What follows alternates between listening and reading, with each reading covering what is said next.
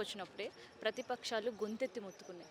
So మీ ninth షెడ్యూల్లో చేర్చే వరకు ఇది అవ్వదు, ప్రజల సెంటిమెంటల్గా కూడుకున్న ఇష్యూ అని.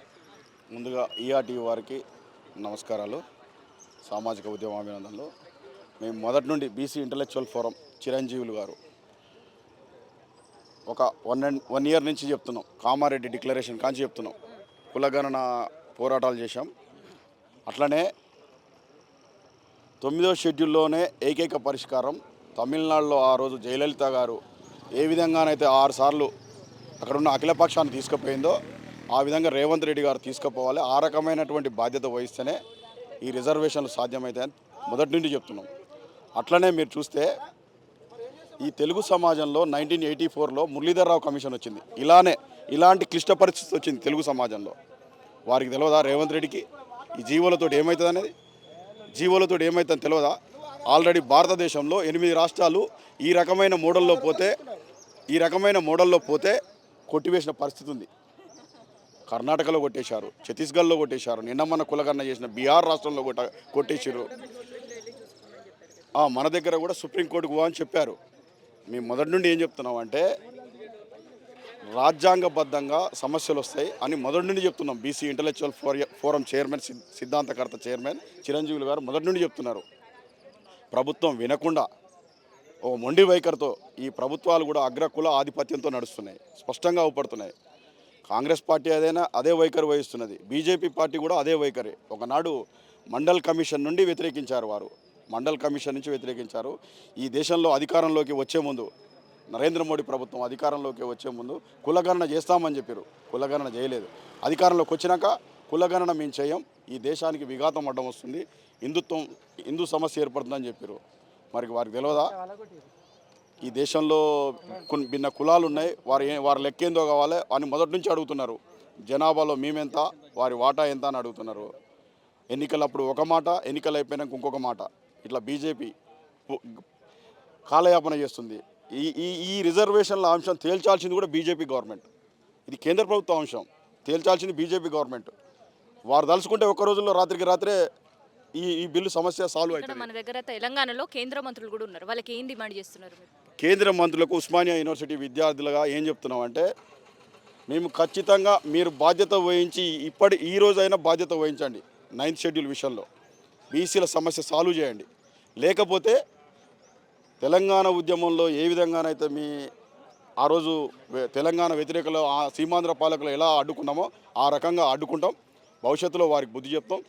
100% తేల్చాల్సింది బీజేపీ గవర్నమెంట్. ఇది ఈ మూట ఎవరెత్తుకపోయారు అంటే దొంగల మూట లాగుంది ఇది కథ అంతా. మొత్తం చేయాల్సింది వాళ్ళే. ఇది కేంద్ర రిజర్వేషన్లు అనేవి కేంద్ర ప్రభుత్వ అంశం. స్పష్టంగా వాళ్ళు తేల్చాల్సిందే బీజేపీ గవర్నమెంట్. రమేష్ నా పేరు, ఓయూబీసీ జేఏసీ. గత 2-3 రోజులుగా ఇక్కడ కార్యక్రమాలు చేసిన సందర్భం. ఎందుకంటే భారత్ జోడో యాత్రలో భాగంగా రాహుల్ గాంధీ గారు జనాభా ప్రాతిపదికన రిజర్వేషన్లు అవసరం ఉన్నాయని చెప్పి మాట్లాడినటువంటి పరిస్థితి. అందులో భాగంగానే కామారెడ్డి బీసీ డిక్లరేషన్లో సిద్ధరామయ్య చేతుల మీదుగా 42% రిజర్వేషన్లు ఇస్తామని చెప్పి ప్రకటించారు. దాంట్లో భాగంగా ఒక బిల్లు తీసుకొచ్చారు. అఖిలపక్షం అనేది అసెంబ్లీలో మద్దతు తెలిపిన తర్వాత ఆ బిల్లును గవర్నర్కు పంపితే గవర్నరు ఆమోదించకుండా కాలయాపన చేస్తూ ఉన్నారు.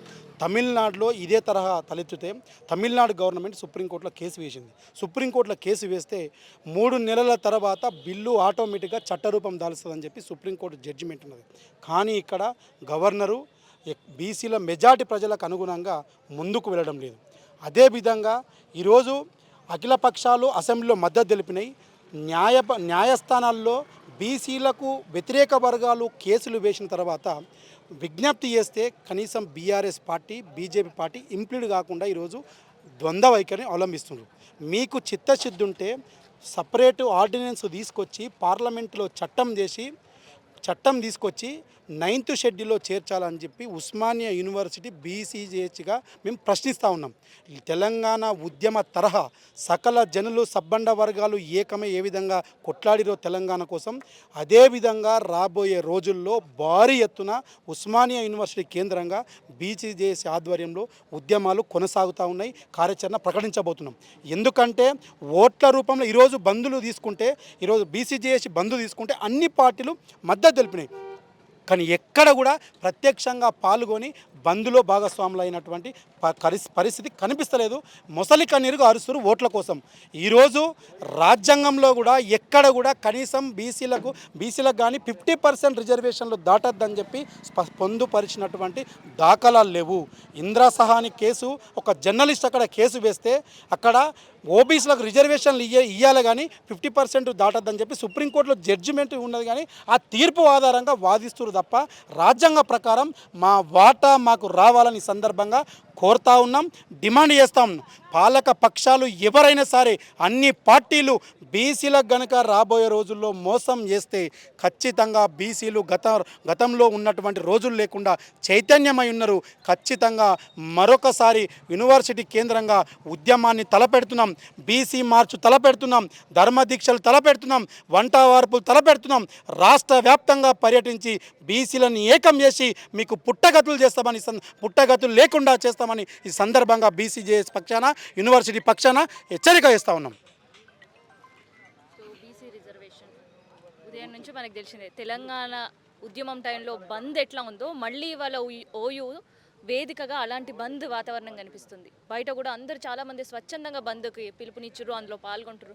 కానీ రాజకీయ పార్టీలు, ఎమ్మెల్యేలు కావచ్చు, ఎంపీలు కావచ్చు, ఎవరు కూడా రోడ్ల మీదకి రాని పరిస్థితి. ఏం చెప్తారు వాళ్ళకి? మనము ఏదైతే హైకోర్టు స్టే విధించిన రోజే తెలంగాణ రాష్ట్రం వ్యాప్తంగా బీసీలందరికీ కూడా వచ్చిన రిజర్వేషన్ ఫలాలు చేతికొచ్చే విషయంలో నోటికొచ్చే ముద్ద లాక్కునే సందర్భం ఏర్పడదు. కాబట్టి ప్రజలందరూ కూడా, తెలంగాణలో ఉన్న బీసీ ప్రజలందరూ కూడా ఆత్మవిమర్శ చేసుకున్నారు. దీనికి కారణం ఏంటి? ప్రభుత్వం తరపున లాయర్ అభిషేక్ సింఘ్వి గారు చాలా స్పష్టంగా చెప్పడం జరిగింది. Indira Sawhney versus union of India కేసులో పేజీ నెంబర్ 810లో చాలా స్పష్టంగా ఉంది. మీ యొక్క జనాభా, బీసీ జనాభా కానీ, మీ యొక్క సామాజిక, ఆర్థిక, రాజకీయ వెనుకబాటుతనం ఉంటే ఖచ్చితంగా రిజర్వేషన్లు పెంచుకునే వెసులుబాటు ఉందని ఖచ్చితంగా 810 దాంట్లో స్పష్టంగా ఉన్నది. ఉన్నా కూడా ప్రభుత్వం తరపున చాలా స్పష్టంగా వాదిస్తున్నా కూడా వాళ్ళు ఏదైతే 50% సీలింగ్ త్రిబుల్ టెస్ట్ అని చెప్పేసి స్టే విధించడం ద్వారా ఇక్కడ బీసీ వర్గాల్లో అందరికి కూడా ఆందోళనలో పడి ఒక ఉద్యమరూపాలు దాల్చి ఈరోజు బీసీ సంఘాలు తెలంగాణ రాష్ట్ర వ్యాప్తంగా కూడా బంద్ను ప్రకటించాయి. ఆ బంద్లో కూడా అన్ని బీసీ సంఘాలు, సరే రాజకీయ పార్టీలు పాల్గొన్న, మద్దతు ప్రకటించినా కూడా మీరు అన్నట్టు ఎమ్మెల్యేలు, మంత్రులు రోడ్డు మీదకి రాకపోయినా కూడా స్వచ్ఛందంగా ప్రజలైతే బంద్లో పాల్గొన్నారు. ప్రజల్లో ఉంది. ప్రజాస్వామ్యంలో కావాల్సింది ప్రజలే కదా. రాజకీయ పార్టీలు వాళ్ళకు గుణపాఠాలు ఖచ్చితంగా ప్రజలు చెప్తారు. ఖచ్చితంగా ఇప్పటికైనా బీజేపీ పార్టీ దీనికి బాధ్యత వహించాలి. ఎందుకంటే అసెంబ్లీ తీర్మానం చేసి గవర్నర్ గారు పంపించిన తర్వాత గవర్నర్ గారు రాష్ట్రపతి పంపించేసి రాష్ట్రపతి పార్లమెంట్లో చర్చ జరిగిన తర్వాత దాన్ని 9th షెడ్యూల్ చర్చ బాధ్యత ఉండే. ఎందుకంటే ఇది ఒక శాశ్వతమైన పరిష్కారంగా ఉండాలి. తాత్కాలికంగా జీవో మీద ఈ ఎలక్షన్లు పెట్టడం కూడా తాత్కాలిక అవసరాలే. కాబట్టి శాశ్వత పరిష్కారం కావాలంటే ఖచ్చితంగా 9th షెడ్యూల్లో చేర్చాలి. అదేవిధంగా ముందు మా యొక్క ఓయూ జేఏసీ బీసీ సంఘాల తరఫున కూడా మేము ఒక కార్యాచరణ చేసుకుంటాం. భవిష్యత్తులో ఖచ్చితంగా చట్టసభల్లో బీసీలకు ఎంత ఉంటే అంత వాటా 56% అనుకున్నాం. దేశవ్యాప్తంగా 52% ఉందంటున్నారు. 52% చట్టసభలో ఖచ్చితంగా 50% చట్టసభలో రిజర్వేషన్ల కోసం మేమందరం కూడా ఏకమవుతాం. ఇక్కడ తెలంగాణ రాష్ట్రంలో ఉన్నటువంటి 80% బీసీలందరం కూడా ఏకమై మాకు బీసీలకు రాజ్యాధికారంలో వాటా దక్కే విధంగా, మాకు విద్యా ఉద్యోగ రంగంలో కూడా మాకు ఫలాలు అందే విధంగా మేము అందరం కూడా చైతన్యం అవుతున్నాం. ఖచ్చితంగా రానున్న రోజుల్లో భవిష్యత్ కార్యాచరణ తీసుకుంటాం. నాకు తెలిసి బహుశా తెలంగాణ రాష్ట్ర సాధన కోసం విద్యార్థి జేఏసీగా మేమంతా కీలకంగా ఉండి దాని నాయకత్వం తెలంగాణ సాధించినాం. 2014 తర్వాత అంత భారీ ఎత్తున అంటే బీసీ ఉద్యమంలో అంటే ఈ తెలంగాణ రాష్ట్ర బంధు పిలుపు అనేది ఒక ఎవ్వరు ఊహించిన విధంగా అన్ని కుల సంఘాలు మొత్తం కూడా, సబ్బండ వర్గాలు మొత్తం కూడా ఏకమై, ఎస్సీ, ఎస్టీ, బీసీ, మైనార్టీలు, బీసీ అన్ని కులాలు, అదే అన్ని పార్టీలు కూడా మొత్తం ఏకమై ఈరోజు బంద్ పిలిపించాయి. ఖచ్చితంగా ఇది న్యాయమైన కోరిక, ధర్మమైన కోరిక, ధర్మబద్ధమైంది. 60% ఉన్నటువంటి జనాభాకి 42% స్థానిక సంస్థలు రిజర్వేషన్ ఇన్ని కుట్రలో కొత్తంతరాలు పొందుతున్నారు. కాబట్టి దీన్ని ఎదుర్కోవడానికి బీసీ విద్యార్థి యువకులు మొత్తం ముందున్నారు. గతంలో కొన్ని దశాబ్దాల కాలంగా ఈ దేశంలో ఓబీసీల పట్ల వివక్షకు గురయ్యారు, అన్యాయానికి గురయ్యారు, అక్రమాలకు గురైపోయారు, రాజకీయంగా వెనకబడతాం గురయ్యారు. అదేవిధంగా చదువుకి అన్ని రంగాల్లో కూడా దూరం అయిపోయి ఈరోజు వివక్షకు గురైపోయినటువంటి ఈ జాతుల్ని రాజకీయ అవకాశం కల్పించాలని కాంగ్రెస్ ప్రభుత్వం, ప్రజాప్రభుత్వం, రాహుల్ గాంధీ గారి నాయకత్వంలో ఒక చర్చ బయటికి తీసుకొచ్చి ఇంపెరికల్ డేటా మొత్తం కూడా అంటే 150 కోట్ల రూపాయలు ఖర్చు పెట్టి 1,80,000 మంది ఎంప్లాయీస్ దీంట్లో మొత్తం భాగస్వామ్యం చేసి దాదాపు ఒక 6 నెలల పాటు దీని మీద పూర్తి స్థాయిలో కసరత్తు చేసి కులాల లెక్కలు తెలిసారు. ఆ లెక్కలు తెలిసిన తర్వాత కూడా ఇంకా కుట్రలు. బీజేపీలో కేంద్ర ప్రభుత్వం ఉంది. కేంద్ర ప్రభుత్వం ఉన్నప్పుడు ఇక్కడ తెలంగాణ ప్రాంతంలో అసెంబ్లీ కానీ అదేవిధంగా శాసన మండలి కానీ రెండింటిలో కూడా ఉభయ సభల్లో ఆల్ పార్టీస్ మొత్తం కూడా ఒక బిల్లు ప్రవేశపెడితే ఆ బిల్లుని మొత్తం కూడా ఆ జీవోని మొత్తం కూడా అంతా ఓకే చేసి గవర్నర్ పంపినప్పుడు బీజేపీ చేయాల్సిన పొజిషన్లో బీజేపీ ఉంది. ఇక్కడ బీజేపీ పార్టీలో బీసీ నాయకులు ఉన్నారు. ఇక్కడ స్వయాన ఈటల రాజేంద్ర కానీ అదేవిధంగా బండి సంజయ్ అన్న కానీ అదేవిధంగా ఈ మన ధర్మపురి సంజయ్ వీళ్ళంతా కూడా ఈ ముగ్గురు కూడా ఎంపీలుగా ఉన్నారు అక్కడ బీసీకి సంబంధించిన వ్యక్తులు. వీరు కూడా మాట్లాడాల్సిన సందర్భం ఉంది. ఖచ్చితంగా బీజేపీ వాళ్ళ వైఖరి చెప్పాల్సిన అవసరం ఉంది. ఈరోజు బంధుకు మేము సపోర్ట్ చేస్తామని చెప్పడం కాదు, కేంద్రంలో మీరు ఉన్నారు, చేయాల్సింది మీరు, దాన్ని చెప్పాల్సిన బాధ్యత మేము ఉంది. కాబట్టి ఖచ్చితంగా బీసీ సంఘాలు మొత్తం కూడా ఈరోజు దీనికి ఉస్మానియా యూనివర్సిటీ నాయకత్వం వహించబోతుంది. ఈ ఉస్మానియా యూనివర్సిటీ గడ్డ మీద నుంచి గతంలో స్వాతంత్ర ఉద్యమం జరిగింది, దాని తర్వాత తెలంగాణ తొలిదేశ ఉద్యమం జరిగింది, దాని తర్వాత తెలంగాణ మనదేశ ఉద్యమం కూడా ఇక్కడ నుంచి జరిగి తెలంగాణ సాధించుకున్న వ్యక్తులు మేమంతా. ఖచ్చితంగా ఈ ఒక్క బంధుతో అయిపోయే కార్యక్రమం కాదు. తర్వాత మిలే మార్చ్ ఏదైతే మేము చేసి సక్సెస్ చేస్తున్నాం అదేవిధంగా బీసీ మార్చ్ చేయబోతున్నాం. 1,00,000 మంది జనాభా ఒకేసారి హైదరాబాద్ వచ్చే కార్యక్రమం చేస్తున్నాం, మున్ముందు కార్యక్రమాలు. దాని తర్వాత 10 లక్షల మందితోటి ఇదే ఉస్మానియా యూనివర్సిటీ ఆర్ట్స్ కాలేజ్ మీద బహిరంగ సభ పెట్టే కార్యక్రమాన్ని కూడా మేము కార్యాచరణ తీసుకుంటున్నాం. ఇట్లా దీన్ని ఒక తెలంగాణ ప్రాంతంలో స్థానిక సంస్థలు కాదు, దేశవ్యాప్తంగా ఉన్న ఓబీసీలు మొత్తం కూడా 60% ఉన్న ఓబీసీలు ఖచ్చితంగా 50% చట్టసభలో రిజర్వేషన్ కల్పించాలా, స్థానిక సంస్థలు కల్పించాలా, విద్యా ఉద్యోగ అవకాశాలు కల్పించాలా. దానికోసం ఒక తెలంగాణలో ఏదో స్థానిక సంస్థలు 42% అనేది కాదు, 60% వాళ్ళకి కనీసం తగ్గకుండా 50% రిజర్వేషన్ అనేది మాకు ఇస్తేనే న్యాయం జరిగింది, ధర్మం న్యాయం జరిగింది. కాబట్టి మేమేం వేరే వాళ్ళు రిజర్వేషన్ అడగట్లేదు, లేదా గొంతమ్మ కోరికలు మాట్లాడలేదు, మాకేం ప్రధానమంత్రి పోస్టులు మేము అడగలేదు, ముఖ్యమంత్రి పోస్టులు అడగలేదు. కాబట్టి మేము కూడా పార్టీలో పనిచేస్తున్నాం. మేము దాదాపు 25-30 సంవత్సరాల నుంచి విద్యార్థి నాయకులుగా ఈ పార్టీలో పనిచేస్తున్నాం. అందుకని ఖచ్చితంగా కాంగ్రెస్ పార్టీ ఒక అంశాన్ని తెర మీద తీసుకొచ్చింది. రేవంత్ రెడ్డి గారు బట్టి విక్రమార్క నాయకత్వంలో ఒక అంశాన్ని బయటకు పట్టుకొచ్చి బీసీ కులగణన చేశారు. కాబట్టి చేయాల్సిన క్రమం, దీన్ని చేయాల్సిన పొజిషన్లో బీజేపీ పార్టీ ఉంది. అందుకని బీజేపీ పార్టీ దీన్ని చేయాలని చెప్పని ఈ సందర్భంగా తెలియజేస్తున్నాం. రిజర్వేషన్ బంద్ చూస్తుంటే అది మళ్ళీ ఓయూ కంప్లీట్గా బంద్కి మద్దతు పలికి బంద్ పాటించడం అనేది. ఓకే, నమస్తే, నా పేరు డాక్టర్ లక్ష్మీ గారు Anjaneyulu Mudraj, university research scholar. ఈరోజు బీసీ బంద్ అటువంటిది బీసీల యొక్క బడు బలైన వర్గాల యొక్క ఆకాంక్ష ఏదైతే ఉందో హక్కుల కోసం ఈ యొక్క బీసీ బంద్ పిలుపునివ్వడం జరిగింది. ఆ బంద్ని ప్రశాంతంగా నిర్వహించడం జరిగింది, విజయవంతం చేయడం జరిగింది. ఈరోజు ఉస్మానియా యూనివర్సిటీ గడ్డ మీద ఎన్నో ఉద్యమాలు చేయడం జరిగింది. మరి 1969 ఉద్యమం జరిగింది, తర్వాత మల్దాస్ ఉద్యమం జరిగింది, తర్వాత తెలంగాణ ఉద్యమం జరిగింది. ఇప్పుడు కూడా బీసీలకు ఏదైతే పార్ట్ 2% రిజర్వేషన్ ఏదైతే కాంగ్రెస్ ప్రభుత్వం ఏదైతే హామీ ఇచ్చిందో ఆ హామీని నెరవేర్చే విధంగా ప్రభుత్వం కార్యాచరణ ఉండాలి. లేని పక్షంలో బీసీలందరూ కూడా పెద్ద ఎత్తున ఉద్యమాలు తెలంగాణ తర ఉద్యమం చేయడానికి వెనకాడని విషయం మేము విజ్ఞప్తి చేస్తూ ఉన్నాం. ఎందుకంటే ఈ యొక్క కామన్ డిక్లరేషన్ ఇచ్చినటువంటి హామీని ముఖ్యమంత్రి గారు హామీ ఇవ్వడం జరిగింది. హామీని నెరవేర్చే విధంగా అసెంబ్లీలో బిల్లు పెట్టి దాన్ని పాస్ చేసి మరి పార్లమెంట్కి పంపడం జరిగింది. మరి అక్కడ పార్లమెంట్లో బిల్లు ప్రవేశపెట్టి పార్లమెంట్ చట్టం ద్వారా ఆమోదించి 9th షెడ్యూల్ చేసినప్పుడు మాత్రమే ఈ యొక్క బీసీల యొక్క 42% రిజర్వేషన్ అనేటువంటిది అమలు కావడం జరుగుతుంది. కాబట్టి ఇది జరగకుండా మళ్ళీ కుట్ర కుతంత్రాలతోనూ జీవోలు ఇచ్చి లేకపోతే ప్రభుత్వంలో కోర్టులో కేసులు వేసి దాన్ని కౌంటర్ వేసి చేయడం వల్ల స్టే ఇస్తుంది. ఇది ఇప్పుడు కొత్తగా కొట్టేయడం కాదు, ఇంతవరకు గతంలో కూడా ఒక 5-6 సార్లు చట్టసభల్లో పెట్టడము, ఆమోదించడం, తర్వాత కోర్టులో కేసు వేయడం జరుగుతుంది. కాబట్టి ఇట్లా కాకుండా శాస్త్రీయంగా మేమెంతో మాకంత వాటా బీసీలకు రిజర్వేషన్ కల్పించే విధంగా విద్య, ఉద్యోగం అన్ని రంగాల్లో మాకు అందరికీ సమానమైనటువంటి వాటా, మేమెంతో మాకంత వాటా కల్పించగా ప్రభుత్వాన్ని కోరుతా ఉన్నాం. రాష్ట్ర ప్రభుత్వం కానీ కేంద్ర ప్రభుత్వం కానీ బీసీలందరూ కూడా చట్టసభలో కానీ విద్యా ఉద్యోగాలు కానీ స్థానిక సంస్థలు అన్నింటిలో కూడా బీసీలకు సామాజికంగా జరిగే విధంగా 42% రిజర్వేషన్ అమలు అయ్యే విధంగా కార్యాచరణ ఉండాలి. లేదంటే మేము తెలంగాణ మొత్తం కూడా భారీ ఎత్తున తెలంగాణ తరాల ఒక ఉద్యమాన్ని చేపడతాం. భవిష్యత్తు లోపల మరింత కార్యాచరణ ప్రకటించి ప్రభుత్వం పైన ఒత్తిడి చేసి బీసీలకు న్యాయం జరిగే విధంగా మా పోరాటం ఉంటుందనే విషయాన్ని విజ్ఞప్తి చేస్తూ ఈ విజయవంతం చేసిన ప్రతి ఒక్కరికి ధన్యవాదాలు తెలియజేస్తున్నాం. Thank you very much. So political parties madam, వాస్తవంగా ఇది అసెంబ్లీలో ఏదైతే చట్టం తీసుకొచ్చినప్పుడు అన్ని పార్టీలు ఏకీగ్రహంగా తీర్మానం చేసి దాన్ని ఏంటంటే గవర్నర్కి పంపిస్తే గవర్నర్ ఏం కేంద్రానికి పంపించిండు రాష్ట్రపతి దగ్గరికి. ఇప్పుడు ఏంది వాళ్ళ అసలు రంగు ఇప్పుడు బయటపడుతుంది. కొందరు ఏంటంటే కేవలం ఇప్పుడు ఆల్రెడీ కాంగ్రెస్ ఏమో తన చిత్తశుద్ధిని ప్రకటించుకున్న తన ఈ రాష్ట్ర స్థాయిలో చేయాల్సిన కార్యక్రమాన్ని కంప్లీట్ చేసింది. చేసిన తర్వాత ఈ అంశం ఏడుంది, సెంట్రల్ ఉంది, రాష్ట్రపతి ఏదైతే పార్లమెంట్లో ఉంది. దీన్ని బీజేపీకి ఇట్లా ఇక్కడ మేము ఇక్కడ మద్దతు ఇస్తూ అంటున్నారో అక్కడనేమో అడ్డుకుంటున్నారు. ఇందులో ఈ కుట్రలో ఎవరు నిజంగా ఈ కుట్రను చేస్తున్నది ఎవరైనా తెలంగాణ ప్రజలు గ్రహిస్తున్నారు. మేము ఇట్లా ఏంటంటే ఇప్పటికెళ్ళి అనేక పార్టీలకు సేవ చేసినాం. దాదాపు ఈరోజు మేము ఒక విద్యార్థి ఉద్యమాల్లో తెలంగాణ అసోసియేషన్లో ఉన్నాం. అదేవిధంగా సామాజిక తెలంగాణ కాన్సెప్ట్లు ఉండి ఈరోజు ఇంత బీసీలకు ఈడబ్ల్యూఎస్ ఏమో ఒక చెమట చుక్క చిందించలేదు, ఒక రక్తం బొట్టు చిందించలేదు. మేము అసలుకి వాళ్ళకు చట్టమై పార్లమెంట్కి వెళ్ళి బయటకు వచ్చిన తర్వాత రాష్ట్రపతి ముద్ర పడిన తర్వాత మాకు తెలిసింది. మేము కనీసం అంత దొంగచాటున మీరు చేసుకున్నారు. మీ జనాభా తక్కువ ఉన్న ఇట్లా మీరు ఏదంటే మీ జనాభాకు రెట్టింపు ఉన్న రిజర్వేషన్లు మీరు చట్ట ప్రకారం తీసుకున్నారు. మరి ఈరోజు మీ ఇట్లా ఏంటంటే దేశ జనాభాలో 56% ఉండి 77 వెళ్ళి మేము నష్టపోతున్నాము. మా యొక్క రాజ్యాంగ ఫలాలు ఏదైతే ఆర్టికల్ 16/4 ప్రకారం ఎవరు ఎంత ఉంటే అంత ఆ వాటా దక్కాలనే ఆలోచనతో ఇన్నాళ్ళు మా ప్రజలు అమాయకంగా ఉండ్రి, ఆలోచన చేయలేని పరిస్థితి ఉండ్రి. ఇప్పటికి మేము హుషారైనాం, మేము ఇట్లా చదువుకుంటున్నాం, మేము ఇట్లా యూనివర్సిటీలకు వస్తున్నాం, మేము ఇట్లా పట్టాలు తీసుకుంటున్నాం. కాబట్టి ఈ జాతులకు జరుగుతున్న ఈ 136 జాతులకు జరుగుతున్న అన్యాయాన్ని మేము ప్రశ్నించినాం. అందుకే ఈరోజు రాష్ట్ర ప్రభుత్వం కానీ కేంద్ర ప్రభుత్వాలు కానీ కొంచెం కదలిక ప్రారంభమైనాయి. ఇప్పటికెళ్ళి దయచేసి తెలంగాణలో ఉన్నటువంటి సబ్బండ వర్గాలారా ఈరోజు పార్టీలకు జెండాలకు అతీతంగా పోరాటం చేద్దాం.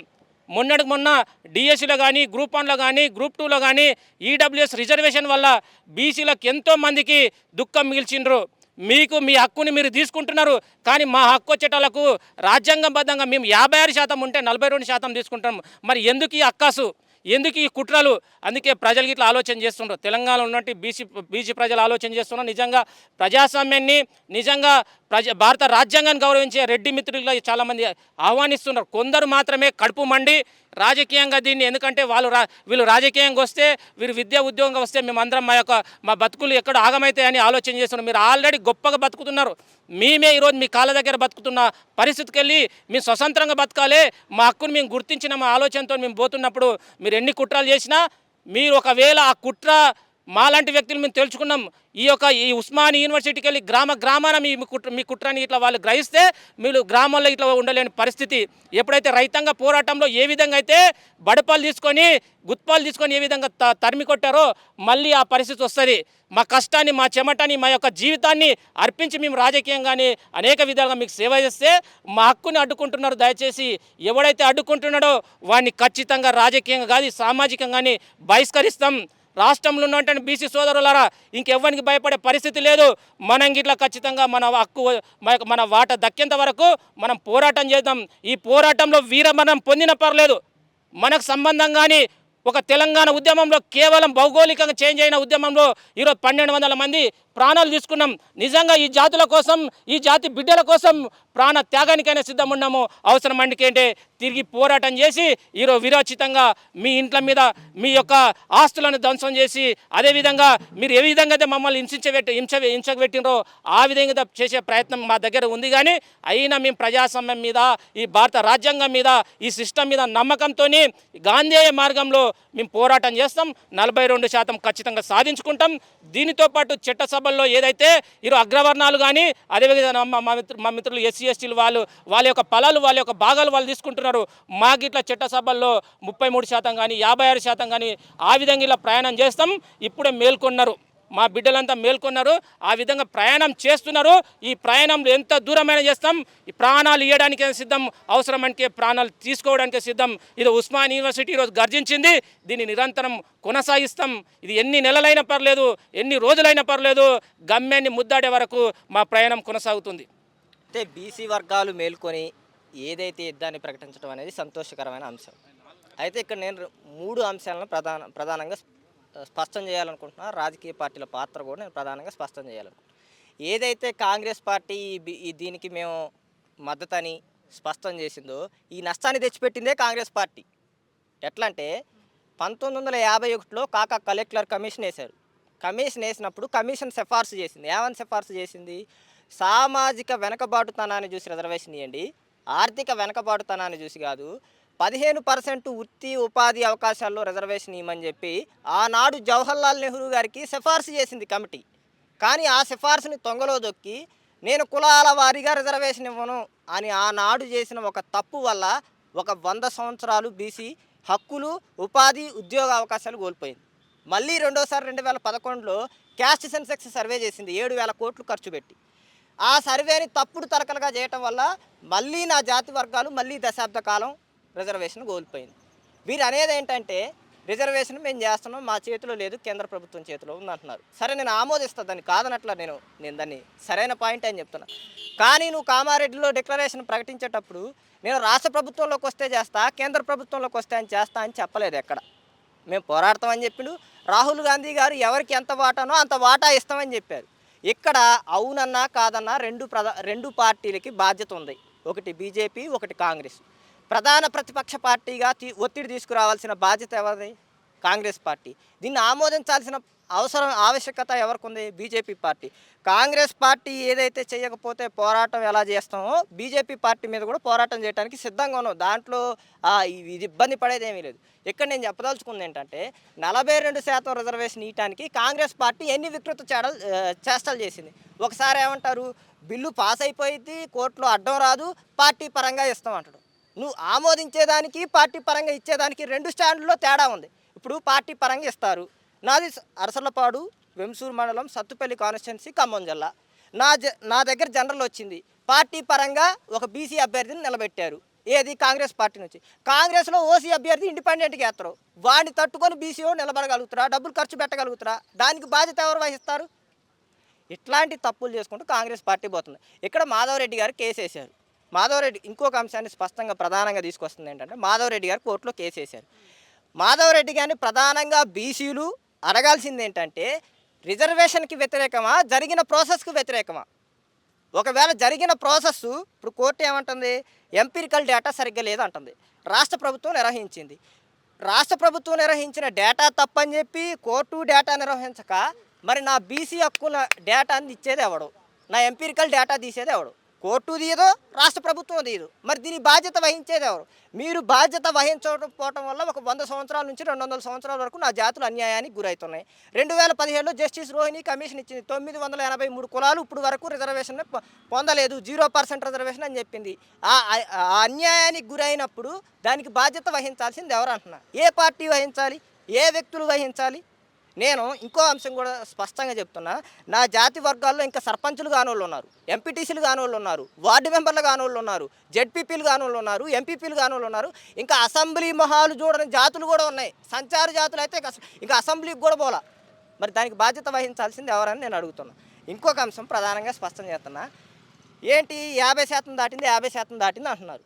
15% ఎస్సీలు ఉన్నారు, 6% 21% అయింది. నా బీసీలు 29% ఉన్నారు, 50% అయిపోయింది. మరి ఈడబ్ల్యూసీ కింద 10% దాటినప్పుడు ఈ ఇందిరా సహాని కేసు ఏమైంది? కృష్ణమూర్తి కేసు ఏమైంది? ఈ 50% క్యాప్ ఏమైంది? భారత రాజ్యాంగానికి ఏదో నష్టం జరిగిందనేది ఏమైంది? నేను ఏమంటున్నానంటే, మాధవరెడ్డి గారిని నేను ఒక స్పష్టమైన సూటి క్వశ్చన్ అడుగుతాను. ఈ అన్ని అంశాలు దానికి లింక్. ఇప్పుడు ఓసీ రిజర్వేషన్ ఏమన్నా మేము లాక్కుంటున్నామా? ఓసీ ఉపాధి అవకాశాలు ఏమన్నా మేము లాక్కుంటున్నామా? లేకపోతే ఎస్సీ వర్గాలకు సంబంధించిన ఏమైనా ఉపాధి అవకాశాలు లాక్కుంటున్నామా? ఎస్టీ వర్గాలకు సంబంధించి ఏమైనా ఉపాధి అవకాశాలు లాక్కుంటున్నామా? లేదు కదా. మా న్యాయమైన పోరాటంలో మాకు రాజ్యాంగం ఇప్పుడు వరకు హక్కులు పొందలేదురా నాయన అని అంటున్నాం. ఇప్పుడు వరకు అసలు మాకు జనాభానే లేదు.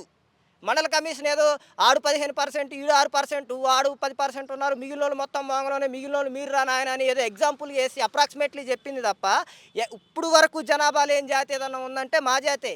మాకు అవమానం అది. ఇది ఆత్మగౌరవ పోరాటం, ఇది రాజకీయ పోరాటం కాదు. ఖచ్చితంగా రాజకీయాల్లో, చట్టసభల్లో మాకు ఖచ్చితంగా ఉపాధి అవకాశాల్లో మా రిజర్వేషన్ మాకు కావాలి. దాంతో బీజేపీతోనైనా కొట్లాడతాం, కాంగ్రెస్తోనైనా కొట్లాడతాం, బీఆర్ఎస్తో అయినా కొట్లాడతాం. ఇక్కడ నేను ప్రధానంగా ఇంకొక అంశం స్పష్టంగా అడగదలుచుకున్నా. బీఆర్ఎస్ మద్దతు ఇచ్చింది, కాంగ్రెస్ మద్దతు ఇచ్చింది, బీజేపీ మద్దతు ఇచ్చింది. మరి బిల్లుకి ఎవరు వ్యతిరేకం? ఇది ఈ 42% రిజర్వేషన్కి ఎవరు వ్యతిరేకం? మాధవరెడ్డి గారు ఏమంటున్నారు, మా ఓసీలు నిలబడితే జనాలు ఓట్లు వేస్తున్నారు, మీకేం ఇబ్బంది అంటున్నారు. మరి అసెంబ్లీలో చట్టం జరిగినప్పుడు, బీజేపీ ఒప్పుకున్నప్పుడు, బీఆర్ఎస్ ఒప్పుకున్నప్పుడు, కాంగ్రెస్ ఒప్పుకున్నప్పుడు మాధవరెడ్డి గారికి వచ్చిన సమస్య ఏంటి? మాధవరెడ్డి గారికి ఇప్పుడు ముఖ్యమంత్రి గారిని కూడా నేను స్ఫూర్తిగా అడుగుతున్నా. నీ సామాజిక వర్గానికి సంబంధించిన వ్యక్తిని పిలిచి కూర్చోబెట్టి నువ్వు మాట్లాడలేనప్పుడు, నువ్వు కేసును విత్డ్రా చేసుకోమని చెప్పలేనప్పుడు మాధవరెడ్డి గారికి అసలు 0% నష్టం జరగలేదు ఇందులో. ఇప్పుడు బండి 2 బండ్లు పోయి గుద్దుకున్నాయి, వాడికో వీడికో అన్యాయం జరిగితే కోర్టు పోయి పంచాయతీ తెలుసుకో. అసలు నీకు అన్యాయం జరగట్లేదు కదా, జరగనప్పుడు నువ్వు ఎట్లా నువ్వు కూర్చొని మాట్లాడినప్పుడు పార్టీ పరంగా ఇస్తాం. ఈ అనేది ఏంటంటే రాజకీయ వికృత చేష్టలు. అది బీజేపీ చేసినా, బీఆర్ఎస్ చేసినా, కాంగ్రెస్ చేసినా. నేను స్పష్టంగా ఇంకొక అంశం చెప్పడం మర్చిపోయాను. ఈడబ్ల్యూసీ కోటా ఉంది, నాకు ఎకరం పొలం ఉంది. నేను ఇన్కమ్ సర్టిఫికేట్ మీ సేవలో అప్లై చేసుకున్నా, మళ్ళీ మీ సేవ దగ్గరకు వచ్చి 2 రోజుల తర్వాత సర్టిఫికేట్ తీసుకున్నా. నాకు ఎకరం పొలం ఉంది, 2,50,000 నాకు వచ్చిన ఇన్కమ్ సర్టిఫికేట్. నాకు సంబంధించిన మా ఊరికి సంబంధించిన ఒక ఓసీ బిడ్డ వచ్చిన తర్వాత అతను ఇన్కమ్ తీసుకోండు. ఈడబ్ల్యూసీ కోటాలో ₹1,00,000, అతనికి ఉన్న పొలం 70 ఎకరాలు. 70 ఎకరాలు ఉన్న ఈడబ్ల్యూసీ కోటాలో ₹1,00,000 ఇన్కమ్ ఉంటే ఈ దేశంలో నా రిజర్వేషన్ ఉండి నాకు ఎకరం పొలం ఉన్న వ్యక్తికి 2,50,000 ఇన్కమ్. మరి ఇది అన్యాయం కదా? నేను బీసీ సమాజానికి ఎక్కడి నుంచి పిలుపునిస్తున్నా. మీ మండల ఆఫీస్ పరిధిలో ఉన్న ఈడబ్ల్యూసీ కోటా సర్టిఫికేట్లు ఎన్ని ఇచ్చారు? మీరు పోయి మండల ఆఫీసుల మీద పడండి. ఇది వ్యవస్థ మీద పోరాటం చేయండి. ఎందుకని వ్యవస్థ మీద పిలిపిస్తున్నా అంటే, ఈడబ్ల్యూసీ కోటాలో నువ్వు ఎన్ని సర్టిఫికేట్లు ఇచ్చినావు, వాళ్ళకి ఎంత పొలం ఉంది, ఏ ఆధారంగా ఇచ్చినవని మనం కూడా కోర్టు పోదాం. వాడు ముడ్డి కింద సెగ తగిలితేనే కదా మనకు ఏదైతే వ్యతిరేకంగా పోరాటం చేస్తున్నావో వాడికి కూడా వ్యతిరేకంగా పోరాటం చేస్తే వాడు నష్టపోతే వాడికి కూడా తెలిసిద్ది అంటున్నా. వాళ్ళు ఎవరైతే పోరాటానికి వ్యతిరేకం చేస్తున్నారో, ఇక్కడ నేనేమి రెడ్లికో లేకపోతే పలానా కమ్యూనిటీకో వ్యతిరేకం కాదు. ఇప్పుడు భూములు పంచిన వాళ్ళు ఉన్నారు ఓసీలో, మా వర్గాల కోసం కష్టపడ్డోళ్ళు ఉన్నారు, వాళ్ళందరికీ ఎవడైతే మాకు వ్యతిరేకంగా పోరాటం చేస్తున్నారో వాళ్ళందరికీ ఖచ్చితంగా వ్యతిరేకంగా మేము పోరాటం చేస్తాం. రాష్ట్ర వ్యాప్తంగా బంద్ని విజయవంతం చేసిన బీసీ సంఘాలకి, బీసీ విద్యార్థి నాయకులకి అందరికీ ధన్యవాదాలు తెలియజేసుకుంటున్నా. ఇది ఆరంభం. ఇది రాజకీయ పరంగా, ఓటు బ్యాంకు పరంగా పోరాటం చేయాలి. మనకు కూడా ఏదైతే ఎస్సీ కాన్స్టిట్యున్సీలు ఎట్టున్నాయో, ఓసీ కాన్స్టిట్యున్సీలు ఎట్టున్నాయో, ఎస్టీ కాన్స్టిట్యున్సీలు ఎట్టున్నాయో, మనకు కూడా బీసీ కాన్స్టిట్యున్సీలు తెచ్చుకోవాలి. మనం తెచ్చుకున్నప్పుడే, మనం ఈ రాజ్యాధికారాన్ని సాధించుకున్నప్పుడే మన వర్గాలు బాగుపడతాయని తెలియజేసుకుంటూ, బీసీ విద్యార్థి సంఘ రాష్ట్ర ప్రధాన కార్యదర్శిగా ఈ బంద్లో పాల్గొన్న ప్రతి ఒక్కరికి ధన్యవాదాలు తెలియజేసుకుంటున్నాను. ఈరోజు యావత్ తెలంగాణ మొత్తం, దేశంలోనే అక్కడ రాష్ట్ర ప్రైమ్ మినిస్టర్ నుంచి ఇక్కడ వార్డు నెంబర్ వరకు బీసీ బంద్ అంటే ఏంది, బీసీలు అంటే ఏంది, బీసీల ఐక్యత ఏంది అనేది యావత్ చరిత్రలోనే సృష్టించిన మేము ఇలా బీసీలం కాబట్టి గొప్ప విజయం. ఈ విజయం కూడా బీసీలందరం ఏకమై, విద్యార్థులు ఏకమై, ఇక్కడ ఉద్యోగాలు అందరం ఏకమై చలో ఢిల్లీ కార్యక్రమం కూడా మేము పెట్టడం జరుగుతుంది. కోటి విద్యార్థులు, కోటి దళం కూడా మేము ఢిల్లీలో వినిపిస్తాము. కాబట్టి మా 42 రిజర్వేషన్ దక్కించుకున్న వరకు మేము నిద్రపోయే సమస్యనే లేదు. మేము ఏడికైనా గతంలో మిలియన్ మార్చ్ చేసినాం. ఇక్కడనే ఉస్మానియా యూనివర్సిటీలో తెలంగాణ ఉద్యమం కోసం 7 గంటల పోరాటాలకు మేము ముందున్నామో, ఈ బీసీ వ్యతిరేకకు కూడా ఒకటే ఈ వేదిక మీకేం ఖబర్దార్ తెలియజేస్తున్నాం. మా వాటాలు మాకు కావాలి, మాదెంతో మాకు కావాలి.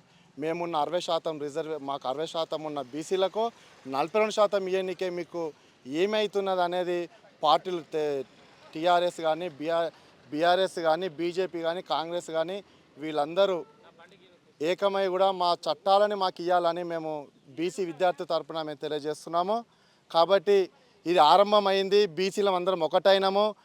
మా 42% రిజర్వేషన్ తెచ్చుకొని షెడ్యూల్ 9 పెట్టే వరకు మేము కొట్లాడుతూనే ఉంటాం. మా హక్కులు మేము తీసుకుంటూనే ఉంటాం. గత 2-3 రోజుల కింద చూడండి, ఇక్కడ కాంగ్రెస్ గవర్నమెంట్లో అర్గవర్గాలు ఉన్న వాళ్ళేమో 6 మంది మినిస్టర్లు ఉన్నారు. మా బీసీలోనేమో 3 ఉన్నారు. ఆ 3 బీసీలో కూడా ఒక మహిళా బీసీ మీద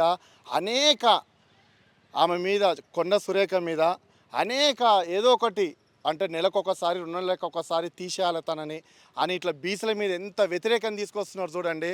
ఒక మంత్రి ఉంటే, ఒక బీసీ మహిళ ఉంటే మీరు ఓడ్చలేకపోతున్నారు రాష్ట్రంలో కూడా.